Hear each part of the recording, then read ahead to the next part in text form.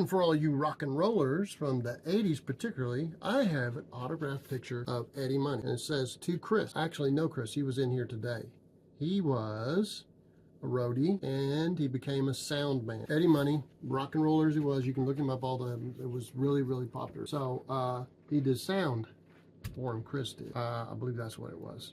But he's done sound for Parliament, just recently got off the tour with Slipknot. Chris Coates is one of those guys that has been and seen it all different kinds. He worked as a roadie for David Bowie a while, and a couple other things. He was telling me, you know, what happened between David Bowie and Stevie Ray Vaughan. I was like, wow, he opened my eyes. I think it was that Stevie Ray Vaughan wanted to be the warm-up band and then play with David Bowie, and that kind of would overwhelm. It would have been a show about Stevie Ray Vaughan. Of course, David Bowie said no, so you can't go on tour with me if that's what you demand.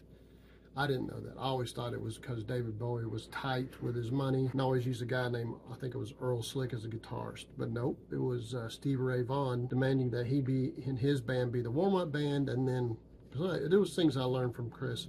Chris knows all.